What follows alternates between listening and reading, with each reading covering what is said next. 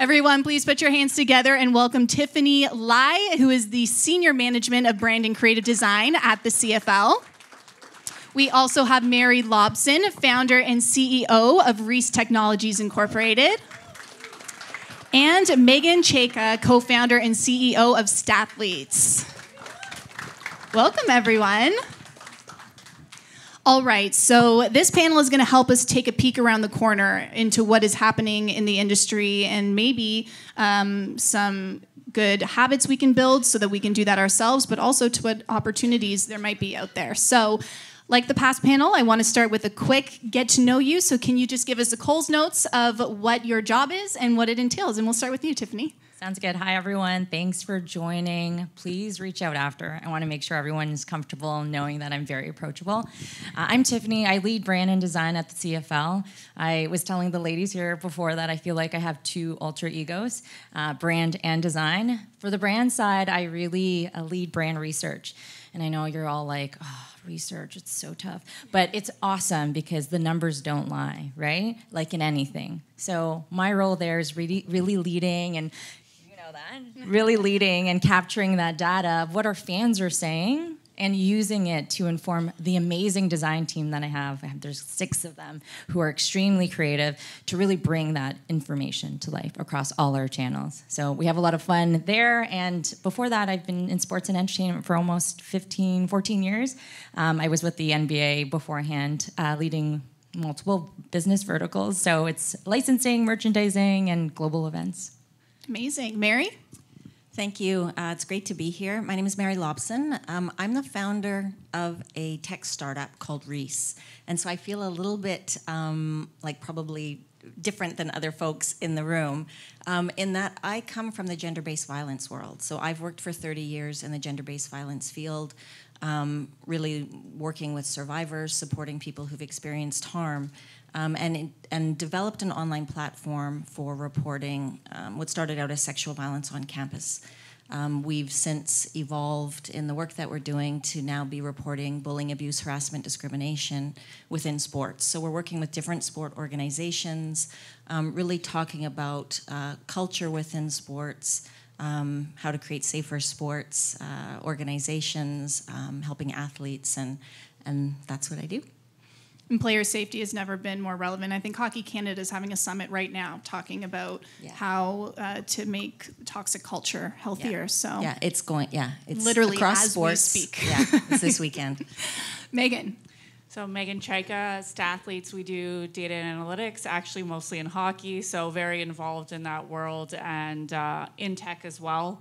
Usually I'm very frontward facing, so anything outwards, business development, marketing, brands. I do a lot of media as well. I do a strength and numbers segment, which I actually got to do with Lindsay Hamilton, who was just here for trade deadline and free agency. Also did like the ESPN draft, so a national TV show.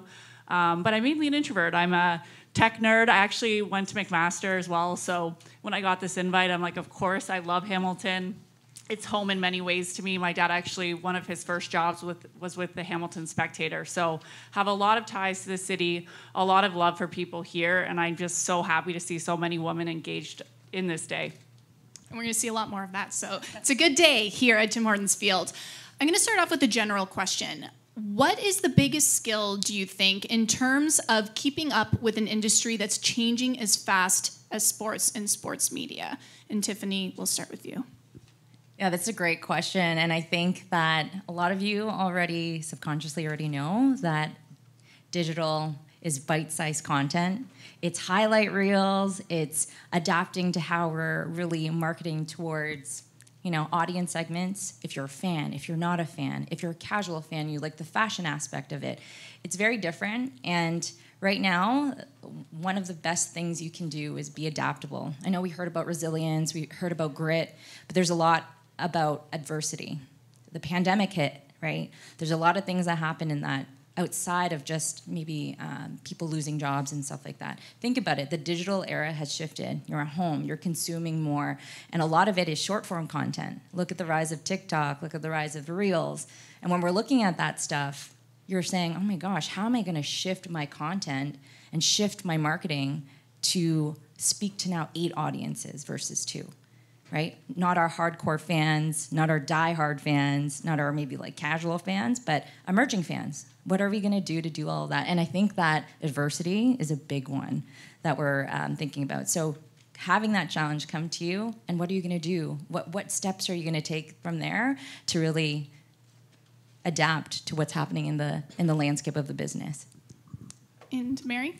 I would say one of the things that I think is really important is really staying curious and, just being open to learning.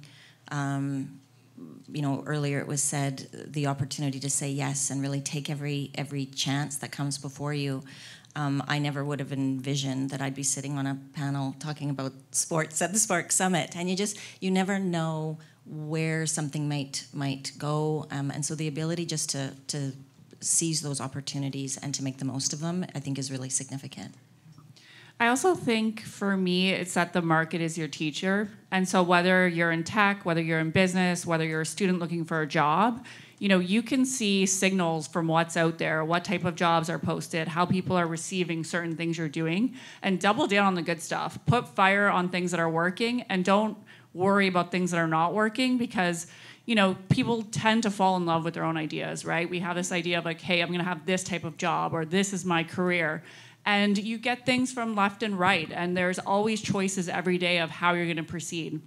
So really put things out there, be a bit more vulnerable than maybe you want to be, especially in the early years, and figure out where that path looks like, because it may always not be linear or what you perceived. Like when I was in McMaster, if someone told me I was going to work in sports, like I was in finance, I was doing health sciences, I was like health policy, my blinders were on, like never in a million years would I think I'd be up here. But I allowed the market to show me that data and sports was a really big opportunity, and I was very receptive to just jumping in with both feet, and it's part of why I'm here. I actually wanted to say one thing to that, because it's amazing, where I think I'll use the Instagram example again. Maybe everyone can relate to that, but everyone's so concerned about an aesthetic feed, right? Oh, I don't want to change my content, even though we know something's working, because it's going to ruin my aesthetics. But if we take a look at the data and see what audiences or your community's like, and really double down on that, that's where you win. And I think you have to put everything else aside. Definitely. And it's so strange that you said blinders, because we just had like a brainwave moment, because that's literally what I was thinking in my head at the same time. Because it's like, keep those blinders wide. Like there's something to be dogged about what you want and focused, but don't let that distract you from everything else that's happening around you. I remember early on at CBC, I pitched this idea, and I took the initiative and I made a demo of it, and I spent a lot of time on it, and I showed it to my boss, and he's like, meh. He's like, I've seen it before. He's like, make something I've never seen. Which at first, my ego was like, that's ridiculous. How am I supposed to make something you've never seen? Blah, blah, blah, blah. But it's actually been the one thing that I've remembered for the rest of my life. Because if you make something that's different, there's more to learn in what's different than there is to learn in the perfectly curated Instagram feed, right? Like not always, it depends, but if you're a creative, keep those blinders off, and you never know what more is out there. Tiffany, let's start with you and talk about sports marketing, because it's a veteran industry. We've seen it's been around for a long time, but in the last 3, 5, 10, 15 years, it has exploded into something completely different. So, and you have experience in the NBA as well as the CFL. So how has storytelling in sports changed? I'll continue off my last comment. Yes. Bite-sized content and short-form content is so popular right now, and it's very difficult. It's almost oversaturated on what exactly should we do and what is our marketing strategy. I know those are a little bit big words, but it's like when you're thinking about your strategy, we're not thinking about strategy for one group anymore. And the brand side of the alter ego of my work is really uncovering who these audience segments are. So this audience segment could be 1, 2, 14, 18 audience segments, and everything that we do is really intentional about how we're going to market with these things. Okay, this segment here, they really like betting. They really like sports betting. That marketing will only live on Twitter and Instagram. Whereas if we're marketing towards the CFL Hall of Fame, that is going to be totally editorial and .ca. So you have to be really intentional, because if you're doing a one-size-fit-all, it's like saying, Paisley, you like what Amelia likes. And that's not the case, because everyone is super unique. right?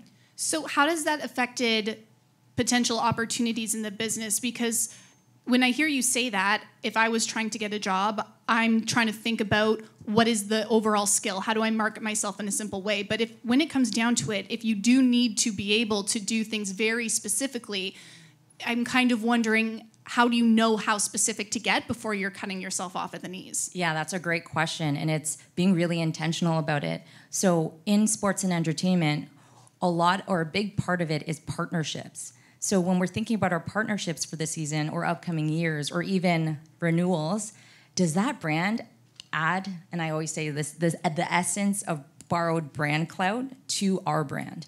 You can do that. How many of you, and you can put up your hands, have made inspo boards or things that you want in your wedding or want in an event or a party, right? Oh my God, I'm the only one. Okay, so you know what I mean? When you're doing this, you're subconsciously and purposefully sometimes putting together things that you like about something else. And that's the same thing with brands. We now have to shift and say, okay, this brand Nike, or we can say this brand New Era, do they have certain characteristics and aesthetics that match our brand and vibe? And if so, how do we then tell that story together? Because it's authentic and it's genuine, and we can shift those conversations together.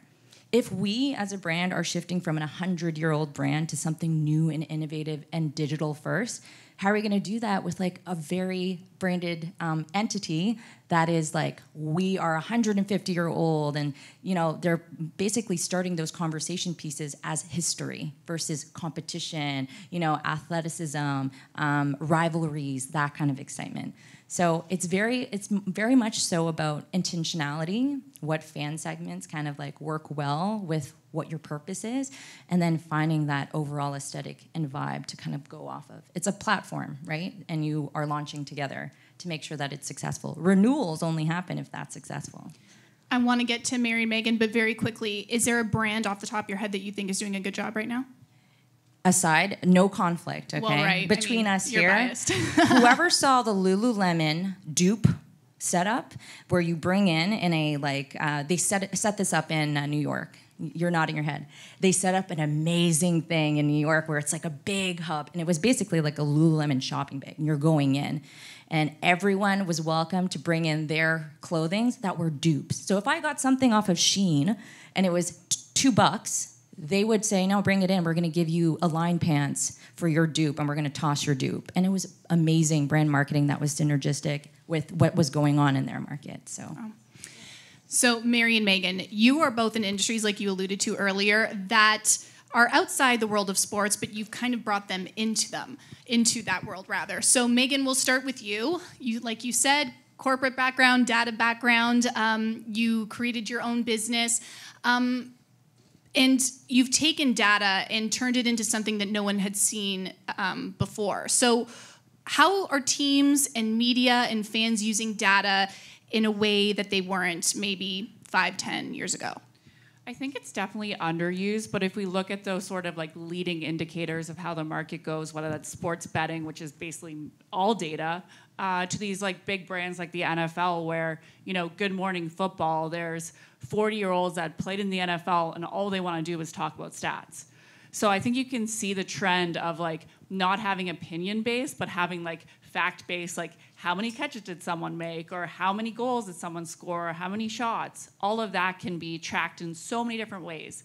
And tech helps do that too. So marrying not just like data, but also tech, new software, new approaches in the market, I feel like it allows you to be so innovative, where it's, you know, a process of daily life. It's not like, oh, now I have to go do research. It's like, no, data and tech will help you tell way better stories, empower you to be better brands, to connect to your audience. So I think there's so many different segments that data can help in terms of, you know, empower, incentivize, but then it also helps like the end user to connect with sports, because at the end of the day, we're competing with all other entertainment properties, so we have to build that back and forth conversation with the audience. And I think data is a key piece that will be, in the next 20 years, transformative to how people consume information about sports. Well, that's what I was going to ask you. I was going to ask, where do you think the use of data in sports is going to grow the most? And I know when I went to journalism school, which was a long time ago. But having said that, there was a data course because there's so many stories in numbers.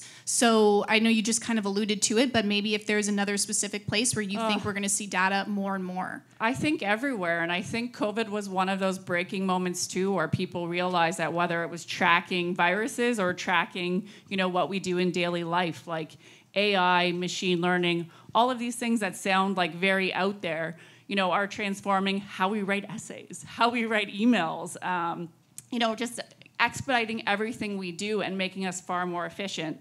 I don't think it's about removing jobs. I think it's about making people do their jobs better because they can focus on bigger picture, more strategic things than doing these very, everyday mundane tasks. Totally. Or when you think about the way a team works, like there's video coaches there for people who are finding new talent and who, they're looking at the numbers that these kids are posting year after year after year. So yeah, there's something to be said there's a ton to be said for it, for sure. Mary, you created a platform for abuse in the workplace, and like we said earlier, it's never been more relevant in sport. I think sport's kind of at a little bit of a crisis mode right now, especially you can take a look at any story in the news. Jennifer Hermoso, the national player on Team Spain at the World Cup, getting a kiss from her coach, and everyone wondering about the appropriateness of that. That's become a huge debate. Akeem Alou and his work with the Hockey Diversity Alliance is another one. Black Ice was an amazing piece that talked about a lot of that. And I think Canadian high performance sport, you look rugby, gymnastics, exactly, thank you, artistic swimming. I mean, unfortunately, the list goes on and on of, reckonings for these leagues and these teams. So Mary, I wanted to ask you how player safety kind of came into your realm of being and why you thought it was important to add to your platform. Yeah, thanks. That's a great question. So I'm a mom. I have 3 sons and 2 stepsons. They all played football, actually. As I mentioned, I'd created this platform. We were available, Reese is available across the country at colleges and universities.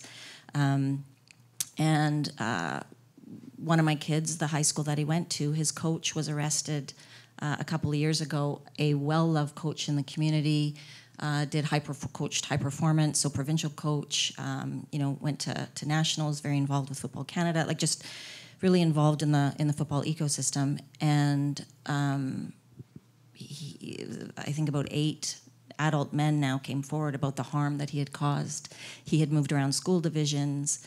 And so really took that and connected with Football Manitoba, so the provincial PSO where I am, to talk about how do we help create safer pathways for students, in this case, to be able to come forward, or players or athletes in sport. And so that kind of got us into provincial sport. And then kind of similar to that, after Kyle Beach came forward, had an opportunity to speak with True North Sports and Entertainment, and again, talking about how do we create clear, consistent pathways for people to come forward when they experience harm. And I think, like all of the sports that you mentioned, there's a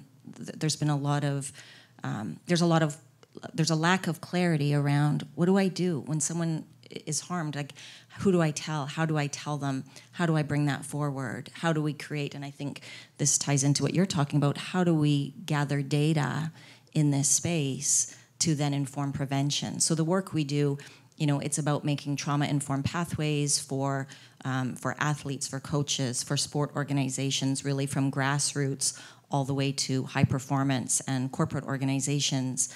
But it's also very much an opportunity to create data and gather data and using survivor stories to then inform prevention efforts. So it's really just evolved since there. It was I hate to say it's an opportunity, but it's an opportunity to start making systemic change. And we're working now with some other sports for some really exciting announcements that will be forthcoming. So watch the news in the next month or so. We'll be keeping our eyes out. How has player safety changed from today, obviously, when you first, compared to when you first started, including that in your platform, and how has that changed the industry? Well, I think for, like you said, we're at a bit of a crossroads, right? A reckoning. Really, across sports, people are coming forward, and I think we're finally at a place where it's okay to do that. You know, you made reference to the soccer player. There was a public outcry around that behavior. You know, the kiss, the kiss, and there was a time where probably that player would have been reluctant even to say anything, or wouldn't have been public, and the fear of retaliation and the fear of, you know, what is the negative impact going to be on me in sport. And I think, you know, certainly looking back, there can be so much fear of what is the impact going to be on me.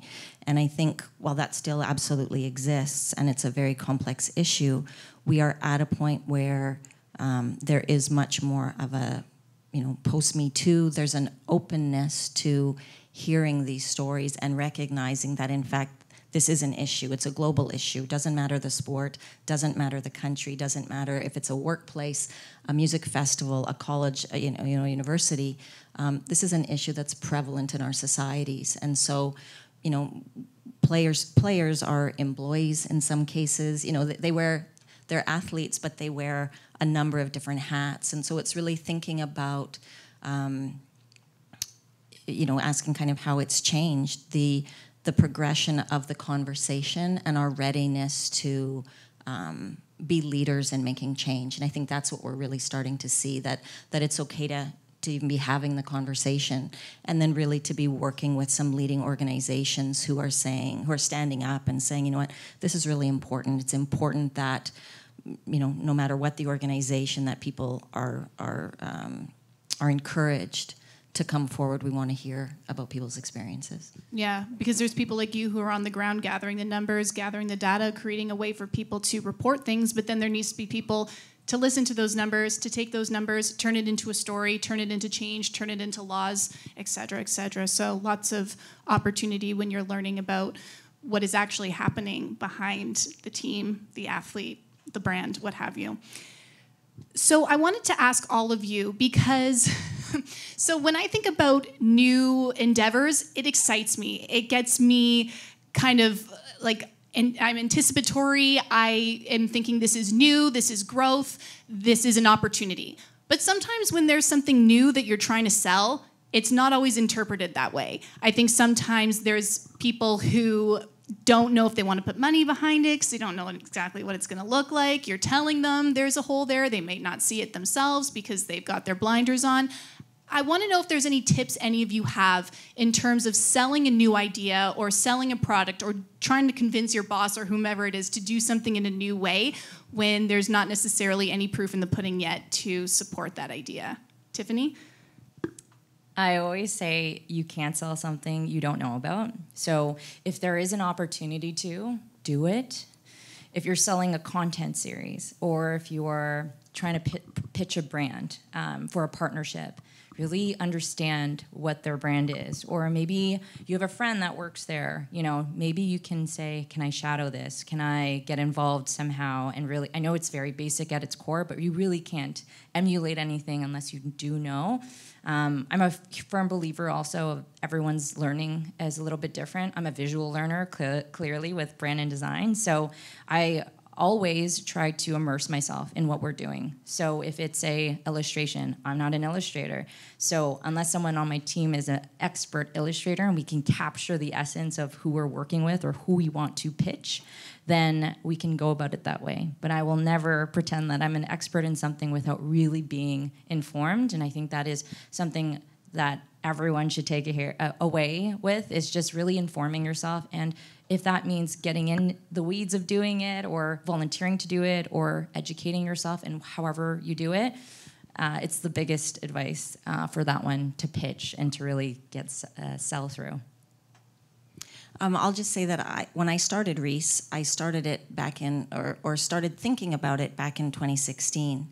And as I kind of talked to people and started to socialize it and put it out there a little bit, the reception was quite lukewarm.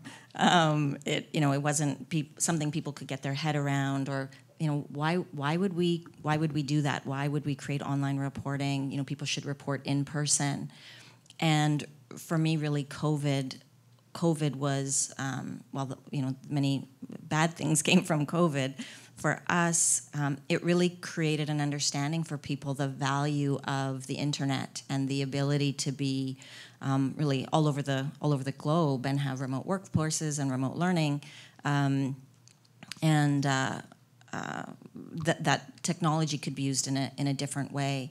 And so what kind of the answer to that question I would have is really perseverance. Like, if you believe in something, it may be the wrong time. And so it's continuing to have those conversations, to engage with people, to help, just to be really persistent in that. And I think another thing I would say, and it was kind of touched on in the other panel, is like going after the yeses. For the people that told me no, I kind of found the people that I could work with who would be champions, who would be leaders, and who are really open to the idea of creating change and innovating within a space. Because you're always going to find them; they're going to be there, but you just need to be persistent and deliberate about seeking them out. And who in this room has taken a sales course, maybe university? Otherwise, can I see some hands? So everyone in this room who didn't raise their hands, take a sales course. Like, all of life is selling. Like, you'll figure that out once you get further and further in your career. It doesn't matter what you're doing. You're selling yourself. You're selling an idea. You're selling a brand. I'm selling a business. If you don't get buy-in, you won't get anywhere. You have to be able to read people. You have to be able to know who's a blocker, who's a supporter, how do you get them on side. And the number one way to get people on side is making things win-win. No one doesn't want to save money. No one doesn't want to be more efficient. Or if you make them look better, whether that's outward, whether that's inward to their team, you get to that point where they're like, oh, fine, Megan, you're saving me money and you're making us better? Where do I sign, right? How big's the check? And that's just a muscle that you work. You like break down walls. You really care about people. You really care about their businesses, not just yourself. And it just comes more and more naturally as you progress through your career. So definitely take the sales courses. I'm actually taking a refresher. I'm almost 40. I've been out of school for, 15 years. I'm taking a refresher this fall just because it's that important and integral, even though I love selling. So embrace it. You're going to do it over and over again. And the better you get at it, the further you'll get. I love it. And I just wanted to play off of both of what you said because it was amazing. It's actions really do speak. And you can say, oh yeah, I'm going to do this, I'm going to sell this. But like actions really do speak. And to play off the perseverance point and to really like know who those blockers or maybe they're people who really do support is showing up for yourself and knowing that you could do it yourself. So for example, the CFL never had an influencer marketing channel, okay? So I was like, you know what, I'm gonna show them on my own platforms that something can be engaged or something could, and I love Natalie's here. She was in our inaugural program where she really did help take it off the ground, but it was fun. And how we sold it through is understanding who those blockers are and supporters and having that perseverance to show them that in a Gen A, which is a new generation, guys, Gen A atmosphere, we can have a different marketing arm to reach different audiences, right? So putting yourself first, perseverance, and then obviously knowing who I think the maze of everything, blockers and the supporters are would be awesome.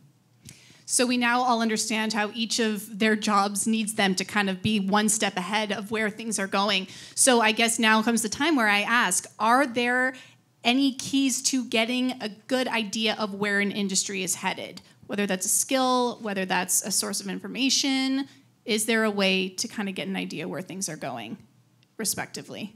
We can start with you, Megan.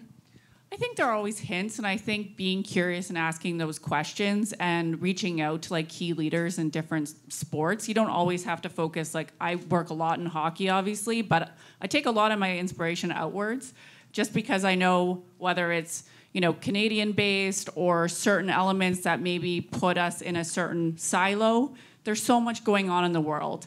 And there's always those sparks where you see things cross over. Like, oh, that could really... And you get that in tech, too. You always say, like, I'm going to be the Uber for cats. It's like...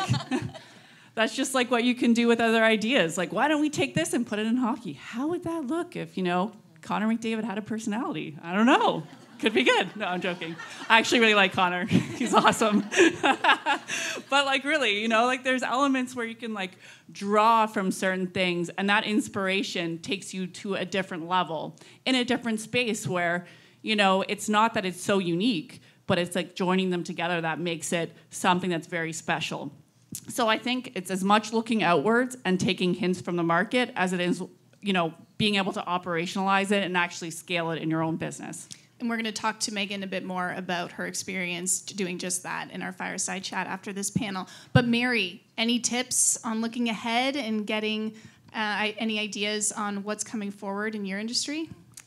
Well, I think one of the things that I have learned is that sports, that's just a really big word. Like it's sports. A huge word. There's and so so is many sports media. There's you can talk about culture in sports, but really each sport has their own culture, and then there's subcultures within that, and it's different based on genders, and there's just a complexity to it. And I think part of it is, again, kind of echoing what's been said earlier, but just being curious, having that voracious appetite for wanting to learn more and really soaking up. If you're really interested in hockey or a particular sport or have a mindset somewhere, digging deep into that and really learning about what is that ecosystem, how does sport work, because you can talk about hockey and soccer.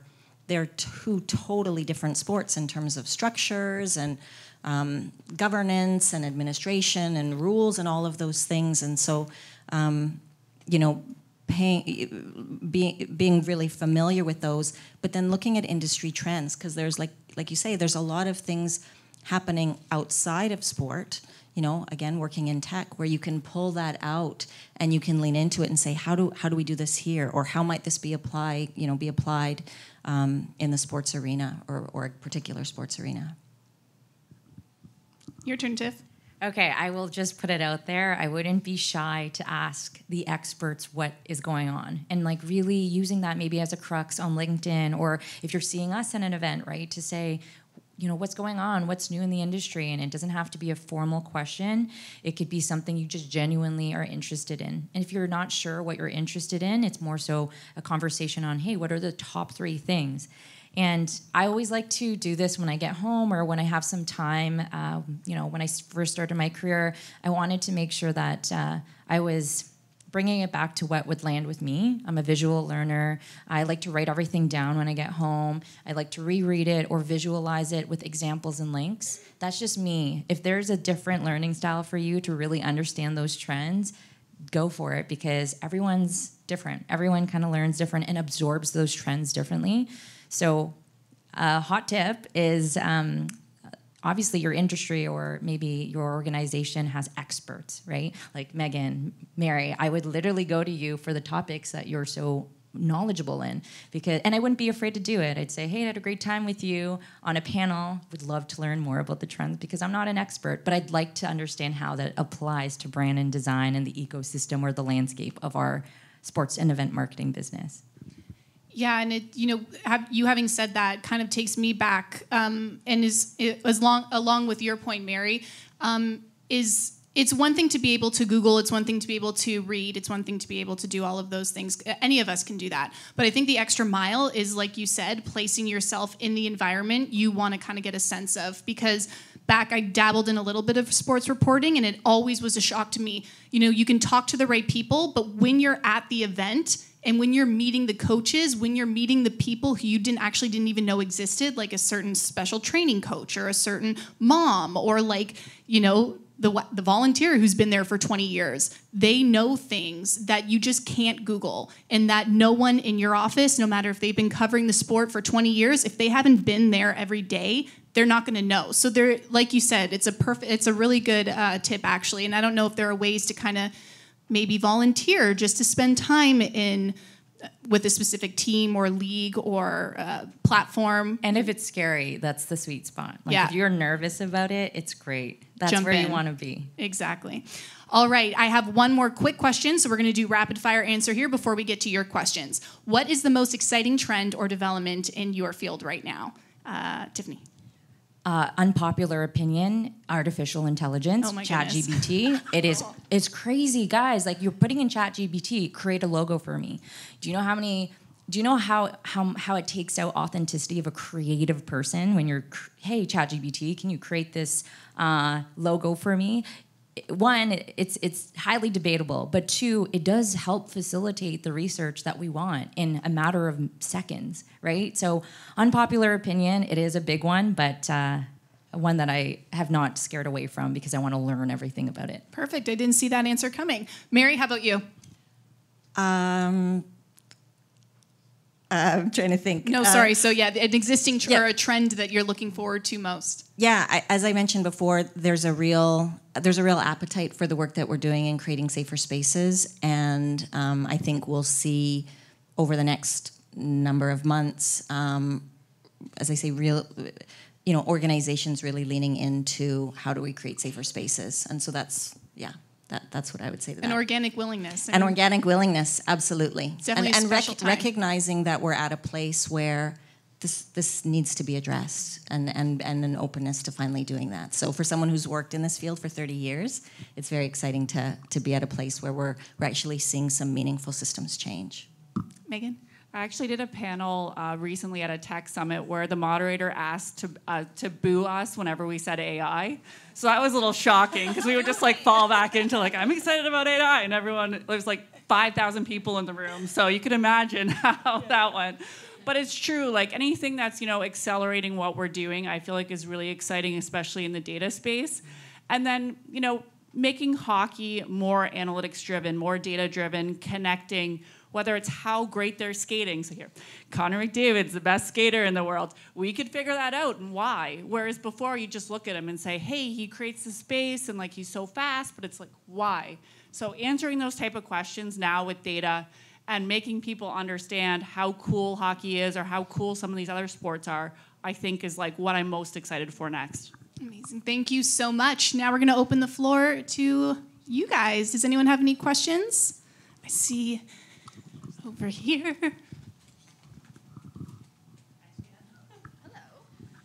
Hi guys, Catherine, and thank you for being here. It's really insightful.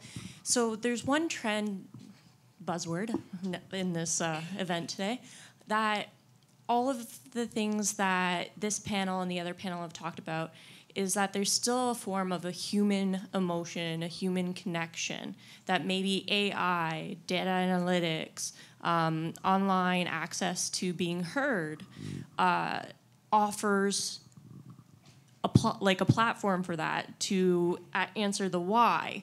But how do you feel the trend within sports is moving with still keeping the human emotion in mind? Because you can point and say all the data, all the AI, it's producing what the data is saying based on social media, website.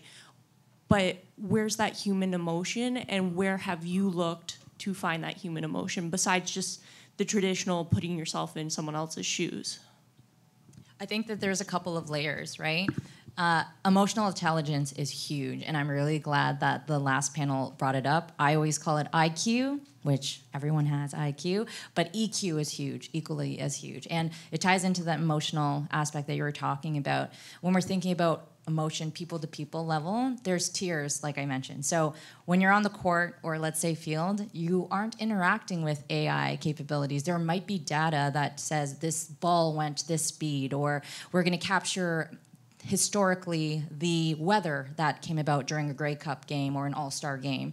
But when you're on the field or on the court, you have human-human interactions like refs to players, or equipment to equipment, or ball to ball, or hand-eye coordination from the quarterback who you're about to receive a pass from, right? Those are things that AI can generate. From a partner level, when we're grabbing that revenue or really thinking about those opportunities, that's something that has to be personal 100%. There are means that the pandemic has pushed us to, like Zoom calls, Zoom meetings, summits on Zoom. But where it comes down to dollars and really making that emotional connection, it's through those people. I'm gonna have everyone write down how many times they hear sports is so small, but it really is. And no matter where you go, you're gonna know people, you're gonna make a connection somewhere, and those connections matter for the trajectory of your career, the trajectory of business. These are the people, movers and shakers that will really affect the future of sport.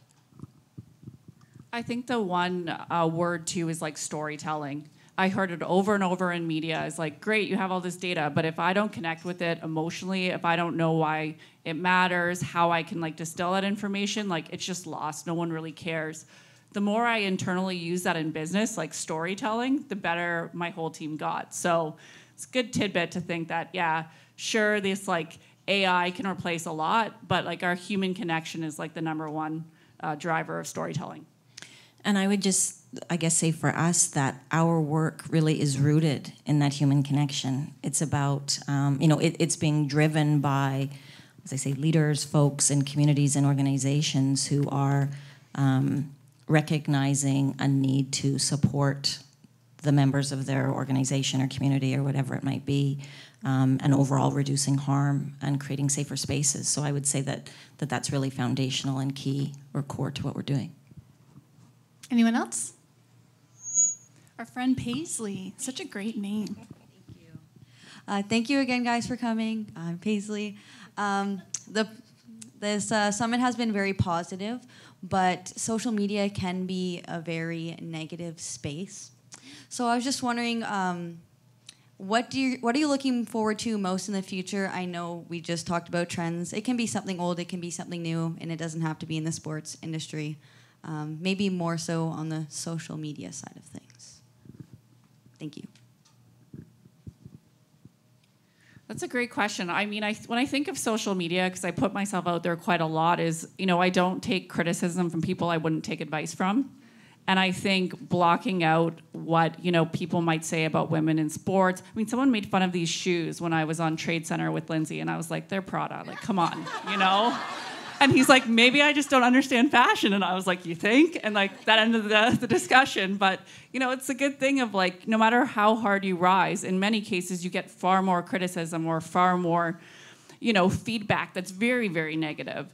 So I think, I'm looking for social media and changes, whether that's safer for like teenagers or people that are really impressionable, because I think as a public figure or a media member, you just learn to like deal with it, and I don't think that's how society should be run either. So hopefully there's some innovation where people can get behind creating environments where we can feel really good and empowered and happy and excited, not this just like negative sort of, one of my colleagues said like garbage space of Twitter, go to see like everything we're doing wrong, because in many cases, when you're getting that criticism, you're doing a lot right? That's why you're getting criticism.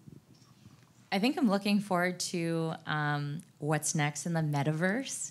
Like, come on, we've seen TikTok videos be a black hole, like a dark hole that did not have the timestamp on your phone, so you really don't know what time it is.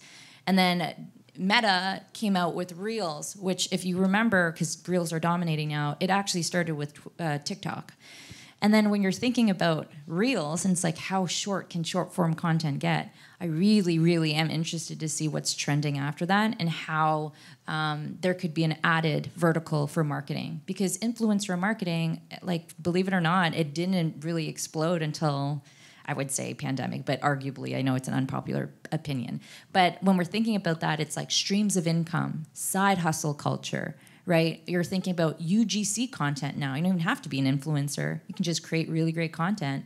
And that kind of booming age and what that looks like for sports and entertainment, because that industry, I would say, is almost surpassing the sports and product on field. So how do we kind of balance that out or work together to make it both relevant? Anyone else? I think we might have time for one more if there is a question. And if there isn't, I guess what I would ask to wrap things up from each of you, I mean, this is an obvious one. What's the biggest piece of advice you have for everyone in the room? I guess whether they're looking to look forward and shift their jobs or if they're looking to get into the industry, regardless of what that may be. Mary? Okay. I'll say a couple things. One is, and I wrote it on the board out there, Build Your Dream Network. And it's actually a book that I read a number of years ago. And it's about kind of imagining or thinking about where is it that you want to go and who do I need to know potentially to get me there. And so really thinking about that and being deliberate and intentional about curating a network and expanding your network. So that would be one key thing. The other thing I would say is don't be afraid to ask. Like the whole you don't make the shots you never take or whatever. But it's just such a true thing, right? Like the ability just to ask and not be afraid that, or assume that, oh, they're going to say no, or they're too busy, or, they're too influential or powerful or whatever. But really don't be afraid to ask, because I think most people, when asked, are willing to help out, give advice, spend 5 minutes, return an email, those kinds of things. Signs of good leadership, right? Okay. So those are my couple. Definitely let life surprise you. Megan? I think having grit, and I know it's like a very easy word to throw around, but I think just the resilience to stick in whatever you're doing, because it's a very finance term too, but it's more important to have time in a market than timing the market. Things ebb and flow, things come out of style, come into style, you're more or less in demand in different parts of your career, but just being there and having subject matter expertise is incredibly valuable to a lot of people, and you will get your break. Like I've seen so many people that thought, I will never do this, and 10, 15 years later, we're all in the places that we wanted to get to. So don't think it has to be 2 years, 5 years. In many cases, it's been 20 years for me achieving certain things that I had set out when I was a teenager, but you'll get there. Who's an abundance manifestation person? Okay, great. Me too. I would say, I know this is very cliche, but I'll explain. Be you, and just remember that. And we talked about mentorship, and that's amazing. Or maybe learning, someone to learn from. But there's only so much advice you can kind of take bits and pieces and stuff and I've learned this in my career too. But you really got to listen to yourself, listen to your gut feelings, and know, hey, is that a move I want to make? I'm going to get informed, but I'm not going to let them make that decision. I'm going to make the decision for myself. And it's very difficult, obviously, with what we went through with the pandemic, to make a 5-year goal or a 10-year goal. But I bring it back to the manifestation and abundance, because you surrounding yourself with who you want to be, or who you want to learn from, or who you want to emulate, or I really like this person's patience. Surround yourself with that and make a choice for yourself to be you and to honor yourself with where you're going in your career, because it's your choice. You can make that, and that's in your control.